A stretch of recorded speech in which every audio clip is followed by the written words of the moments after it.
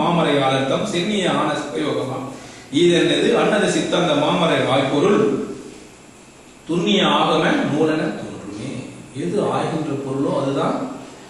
நீங்க எந்த விதத்துல ஆயில்ல அது ஒரு வேதம் தனியா.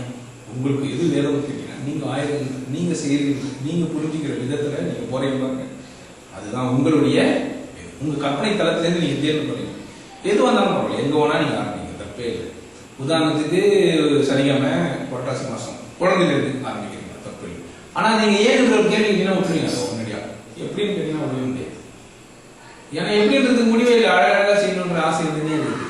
யாருன்னா விடுறதுக்கான சந்தர்ப்பம் எப்படின்னு கேட்டா, அப்போ யாருன்னு கேட்காம எப்படின்னு கேட்டீங்கன்னா இருப்பீங்க. ஏன்னு கேட்டீங்கன்னா ஓ சனிக்காம இறைவனை நினைக்கிறதுக்கு குறைஞ்சபட்சம் மாசத்துல ஒரு மாசத்துக்குனாச்சும் 4 மணி அதிகமா வருமே, தினம் நித்தம் நினைக்க போறோம் நம்ம, அப்பதான் அது ஒரு முடியும். அது ஒரு சர்ச்சை நாத்தியம் மட்டும் தான் போறோம்.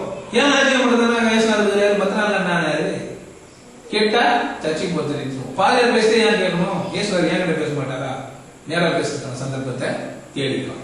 எல்லாமே எப்போ ஏன் எப்படின்னு கேட்டா, சர்ச்சைக்கு எப்படி போறது, முடிஞ்சு போச்சு, கோட்டு போட்டு போலாமா, ஷர்ட் போட்டு போலாமா, டை கட்டி போலாமா, பெல்ட் கட்டி போலாமா, 4 மணிக்கு போலாமா, 5 மணிக்கு போலாமா, டிஃபன் சாப்பிட்டு போலாமா, ஃபர்ஸ்ட் பீரியடுக்கு போலாமா, செகண்ட் பீரியடுக்கு போலாமா, சண்டே விட்டுட்டு சண்டே கிளாஸ் நடக்குது 1 மணிக்கு அப்போ போலாமா, மாஸ்டர் ஆகலாமா, ஊழியக்காரன் ஆகலாமா, இதெல்லாம் எப்போ எப்படி ஏன்னு கேட்டா ஒரே அடி. எப்படின்னு கேட்டா சிக்கல், ஏன்னு கேட்டா விடுதலை. முதலாவது வேத முழுவதும் ஆகமா, பதியான ஈசன் பகத்தி 2 முதியான வேத முழுமுறை ஆகுமா, அதிகாதி வேதாந்த சித்தாந்தமாகுமே. உள்ள எல்லாமே அதுவா ஆகுமே. அறிவு அறிவு என்ற அனாதி அறிவு, அறிவுனா அறிவு, அறிவு என்ற அறிவும் அனாதி. அங்க பாருங்க 2 முறை அறிவு. முதல்ல அறிவு, அறிவுன்னு சொல்லிக்கிறது அறிவு கிடையாது. அறிவுன்னு சொல்லிக்கும் போதே அது அறிவு இல்லை. அறிவு எதுன்னு அறிகிற அறிவு அது ஒரு அனாதியான அறிவு, உள்ளதே தோன்ற அறிவு. கரெக்டா சொல்ல முடியும், நமக்கு தோணுது. இந்த ஓட்டம் போட்டா தரப்படும் முதலே தெரிஞ்சுக்கோனா, சில பேருக்கு தோணும் ஏதோ பிரச்சனை இருக்கு, இதுவதான் இருக்கும்னு தோணும் உள்ளே. அவர் உள்ளதான் போதெல்லாம் பார்த்துக்க மாட்டேன். அப்போ அந்த அறிவு அனாதித்திலிருந்து வளர்த்துருக்கு. எப்படிங்க அறிவு அனாதிக்கிறது எப்ப தெரியும், உண்மையான அறிவாளிக்கு தெரியும். அதான் டாக்டர் சொல்றாங்க, எனக்கு அந்த தகுதி இல்லை, பேஷண்ட் எல்லாம் ஒத்துழைச்சாங்க, நான் எப்படி காப்பாற்றுவேன்னு சொல்ல முடியும். எல்லாருக்கும் ஒரே ஊசி தானே போடுறாங்க, எல்லா டாக்டரும் ஒரே ஊசி தானே போடுறாரு. சில பேர் மட்டும்தான் இன்பமா சந்தோஷமா பதமா பேசி இதமா போடுறாங்க. அனாதினா ஒண்ணுமே இல்லாத தானாவே உதயமாகும். அனாதி தேவன், அனாதி அனாமிகா பேர் இல்லாதவன், அனாதி ஒண்ணுமே இல்லாத ஒரு அதான் அனாதி தான். அதுதானே சொல்றேன், தானா ஒண்ணுமே இல்லாதது தான் தோன்றி தாமா, தான் தோன்றி அம்மன் ஒரு பேர். அறிவுக்கு அறிவா பதியும் அனாதி, அந்த அறிவுக்கு அறிவா இருக்கிற பதி அனாதி, ஒண்ணுமே இல்லாது அனாதி. அறிவினை காட்டிய பாசம் அனாதி. ஏய் நீ நல்லவனா இருக்கிற, என்னால இவ்வளவு மட்டாடுற, உங்களுக்கு நான் இப்படி இருக்கிறேன்னு நான் காட்டுறேன் அப்படின்னு யாரு காட்டுறான், இறைவன் காட்டுறான் நம்ம மேல இருக்கிற பாசத்துல. அந்த பாசமும் மனைவி காட்டுற பாசம், அம்மா காட்டுற பாசம், நண்பர்கள் காட்டுற பாசம், சீடர்கள் காட்டுற பாசம், இல்ல குரு காட்டுற பாசம், பெரியவங்க காட்டுற பாசம், சின்னவங்க காட்டுற பாசம், ரோட்ல போறவங்க காட்டுற பாசம், மாடு நாய் கோயில் மிருகம் இங்க இருக்கிற அத்தனை ஜீவர்களும் காட்டுற பாசத்தை விட அனாதி காட்டுற பாசம் பெருசு. இது அந்த இறைவன் காட்டுற பாசம் மிக மிக பெருசு. அறிவின் பதியும் பிறப்பொருள் தானே. இதை மட்டும் அந்த அறிவுக்கு பதி மட்டும் புரிஞ்சா என்ன ஆகுமா, பிறப்பு எல்லா உயிர்க்கும் சிறப்பாகும், செய்தொழில் வேற்றுமையாகும். எந்த தொழிலுங்க சிறப்பான தொழில் கேட்டா, இறைவனை அடைகிற தொழில் தான் சிறப்பான, இறைவனை புரிந்து கொண்டிருக்காங்க. எந்த தொழில்னா வைத்தியம் செய்யுங்க, இறைவனை தெரிஞ்சுக்கிறது முதல் தொழில். அதனால எந்த தொழிலுக்கு முன்னாடி இறைவனை கொண்டு, எந்த வேலை ஆரம்பிச்சாலும் என்ன பண்ணுவான், அது நீங்க சடங்கா செஞ்சாலும் சரி.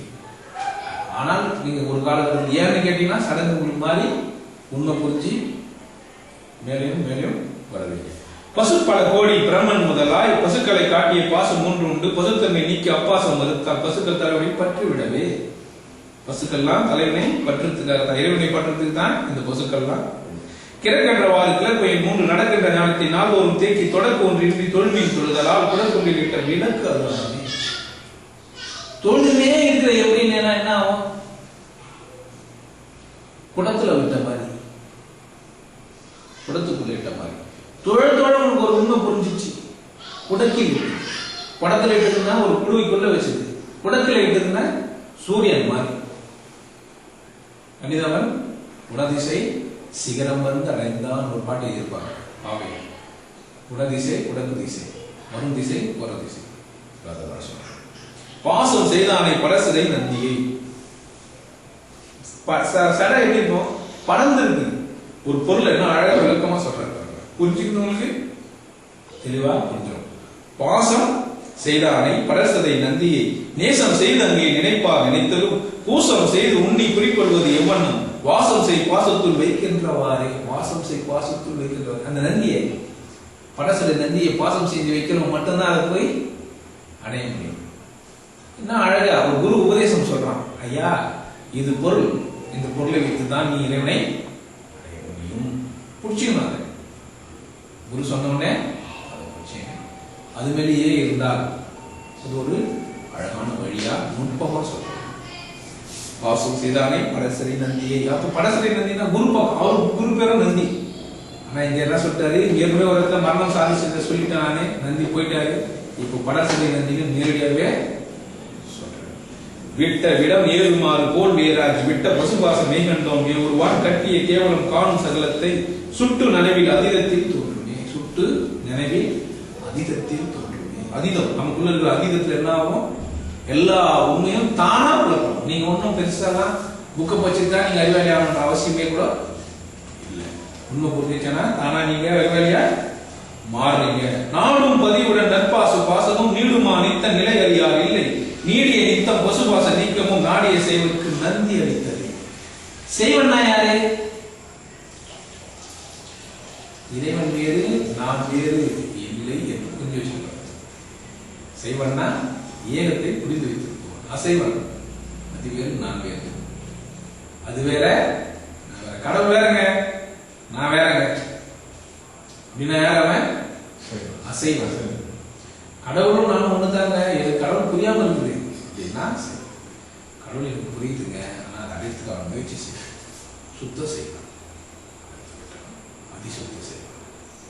கடவுள் புரிஞ்சுச்சா என்ன யாரு? அதிசுத்தம் செய்யலாம்.